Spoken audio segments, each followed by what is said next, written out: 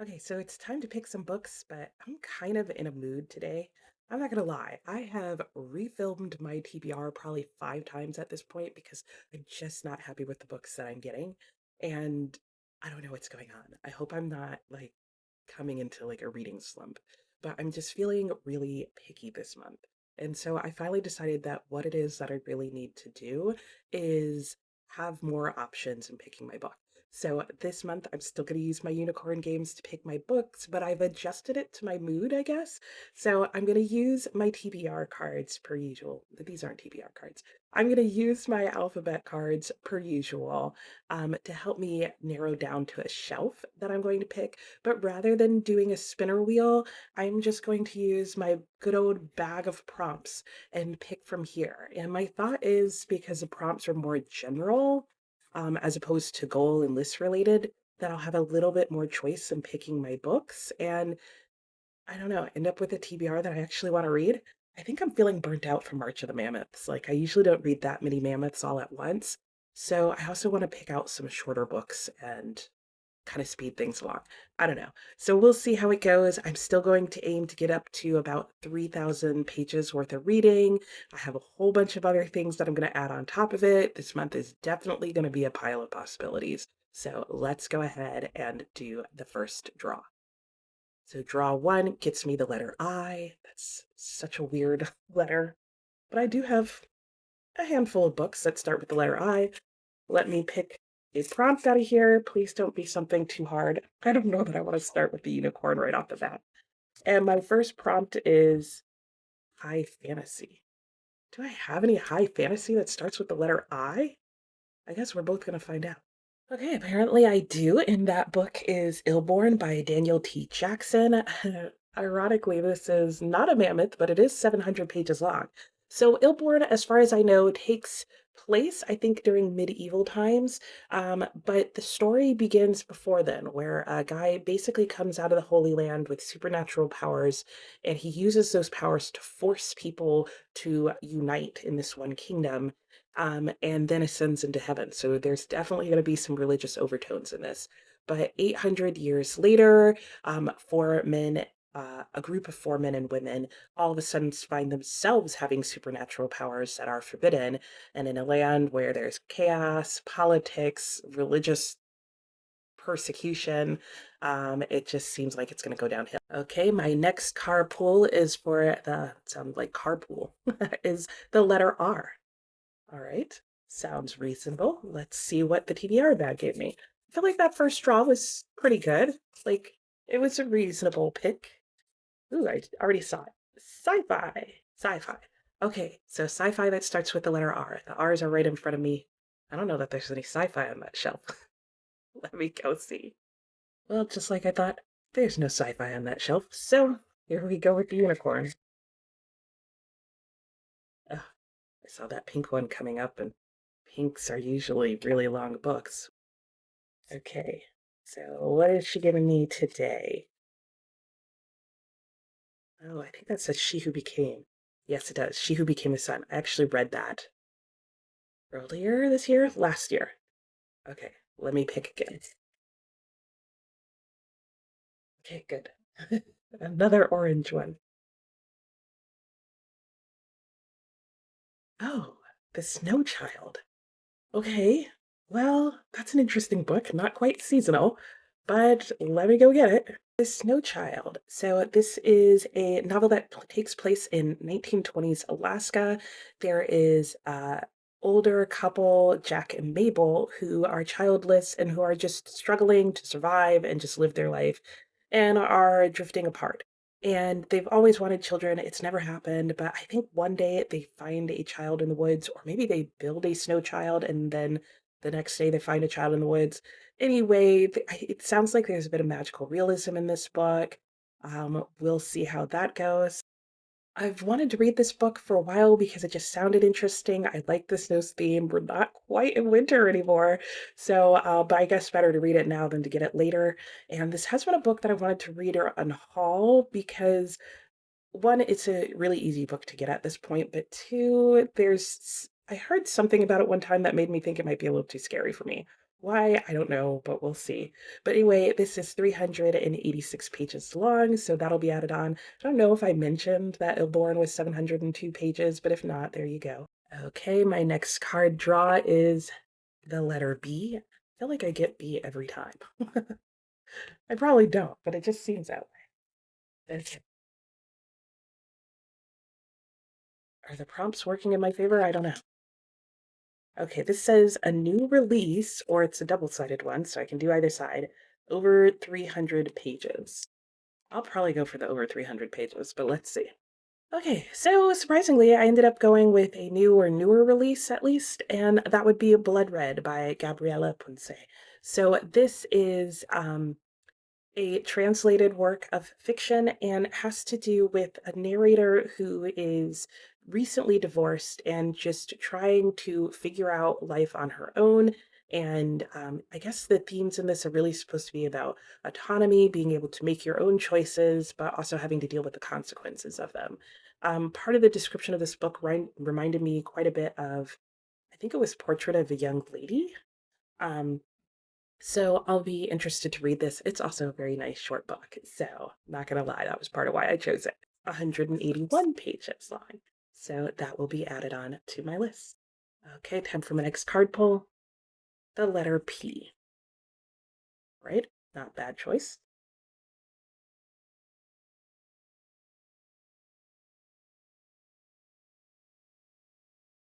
Published last year. Ooh, that might get tricky. All right, I'm gonna use Storygraph to help me figure this out, and then I'll be right back. Okay, so while I do have a few books that were published in 2023, none of them start with the letter P, so here we go again. Feel like I've done okay, but I may have just jinxed myself. Yeah, I did. All right, let's see what she's coming up with now. Oh, okay. That might be all right. Cloud Atlas. Let me go get it. Okay, Cloud Atlas. So this is a work of, I think it's really like literary fiction, but I've heard very odd things about this book in terms of, I think it starts in the past, comes forward, and then goes back into the past or something like that. There's something about the narrative style that is kind of circular, I guess. But it also doesn't follow the same characters, if I recall correctly. I think it's like a whole bunch of interrelated stories, kind of, sort of. And I almost feel like each of these pictures represents each of the different stories in here, even though they're kind of told as one story. I don't know. I've heard odd descriptions of this book, so we'll see if I actually make it through this book. Some people seem to really like it, some people seem to really not. We'll see how that goes. This is 509 pages long, so we'll add it in there and see if I pick it up. Okay, my next card is the letter R again. So let me see what my prompt is going to be.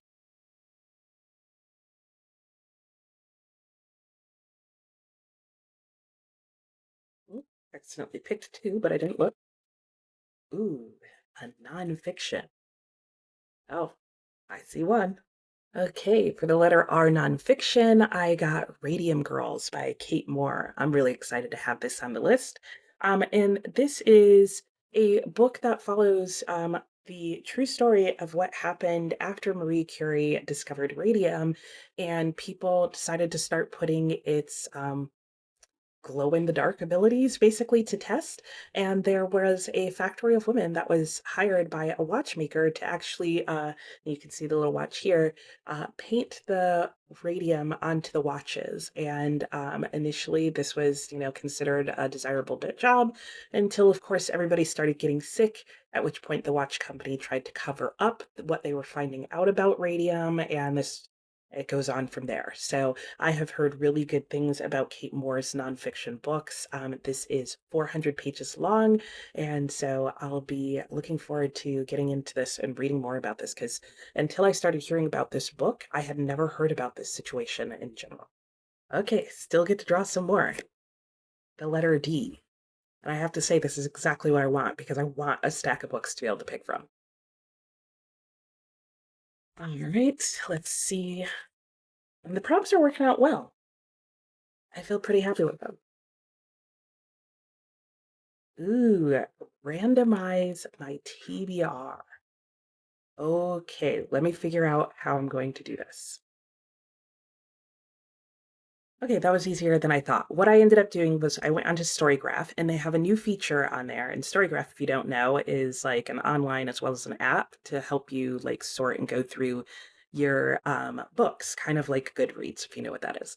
Anyway, so Storygraph now has a new feature where you can go on and get suggestions for what should be up next that you might want to read. Basically, it uses AI to help make suggestions for you, as well as like I'm sure some sort of algorithm. Anyway, I have been looking at that section and I noticed the last time I was on there that they will also just pick a random book for you, but they'll also suggest books for other reasons. But I went and I looked at what they had as the random pick for me and I decided to choose that one. So I'll show you real quick on the screen what it looked like when they said, here's a random pick for you. And that random pick, as you could see, was the Satanic Verses. I have had this on my TBR for a while. I have been wanting to read this book. I read, I think, The Midnight's Children and one other book by Salman Rushdie like ages ago. And I had always wanted to read more by him. I think a couple years ago I picked this up. Um, Oddly before the entire like violent incident happened to him. And so I've been wanting to read it more and more ever since then, but just haven't had the chance. So this is a good excuse to get it onto my TBR. I don't know a lot about what this book is about, other than that it is his most controversial book by far, which is saying a lot because I feel like all of his books raise some sort of controversy. The Satanic Verses is 561 pages long. Okay, I still have room for more books. Not quite at 3,000 pages yet. And my next card pick is another letter P. All right, let's see what I get out of my bag.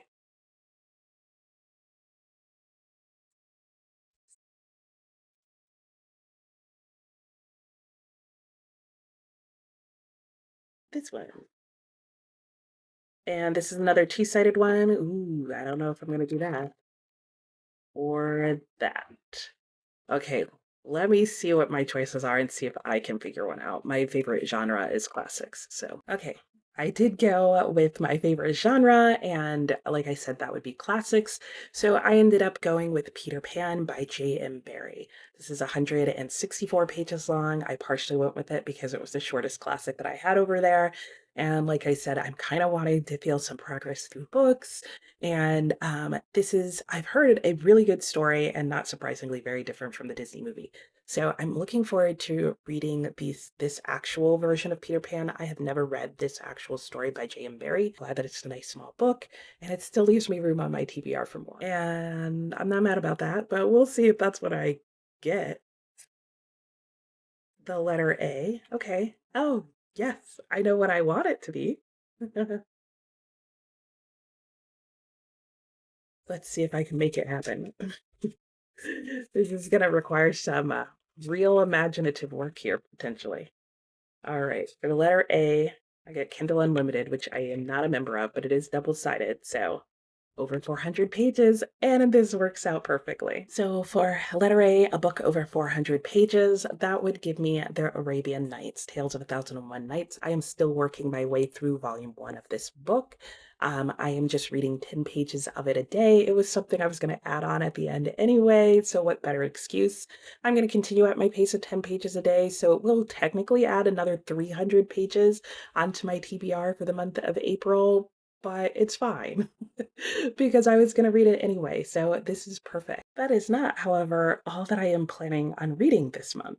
So I also have 3 buddy reads and a read for my book club. So let me start with the book club read. So for my book club that I do with my family, we are reading Cassandra at the Wedding by Dorothy Baker.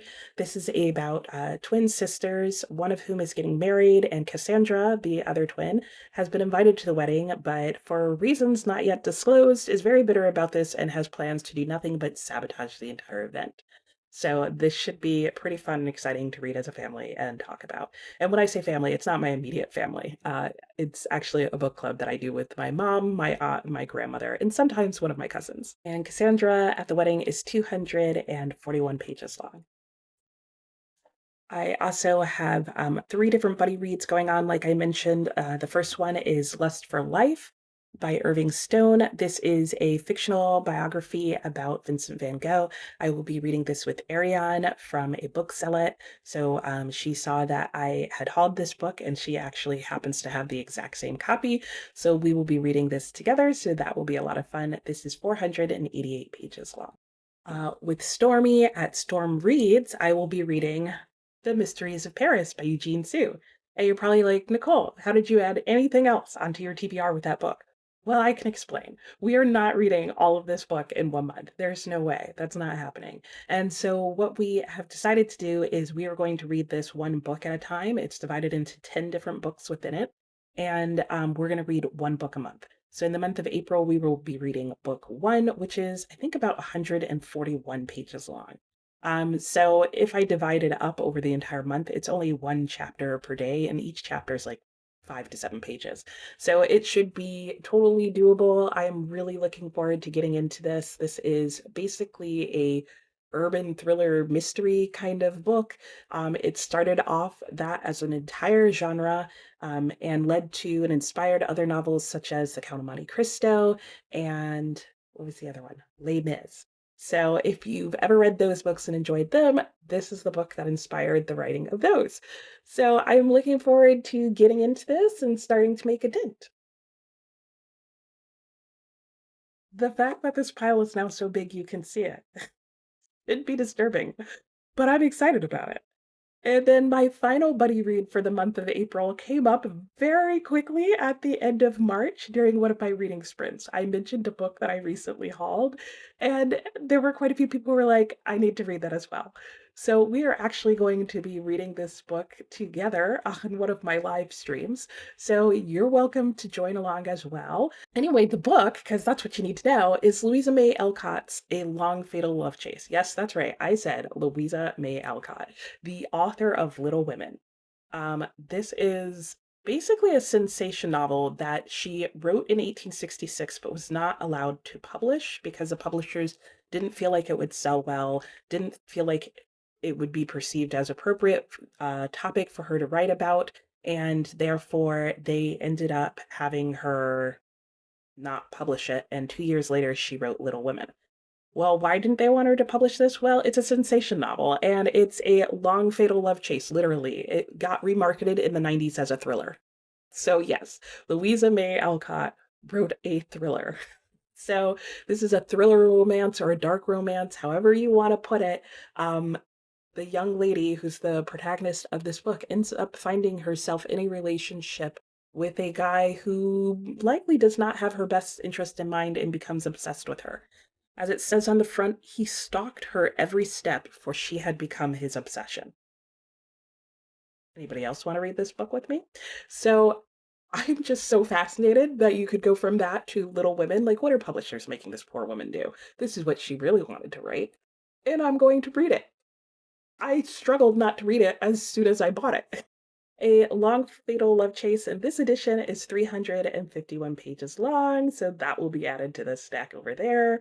Let's see if I can even pick that up for you. Okay, so you should be able to see on the screen the total number of pages I have on my TBR for the month of April. Like I said, this is really a pile of possibilities this month. I have no intention of getting through all these books. We'll see if that happens. It does seem like it's vaguely possible, but I am just excited to be giving myself a lot of books to choose from of varying lengths. Um, and this is the entire pile, which looks absolutely astounding. But yeah, I'm hopeful. I think I'll make a good dent in it. Yeah.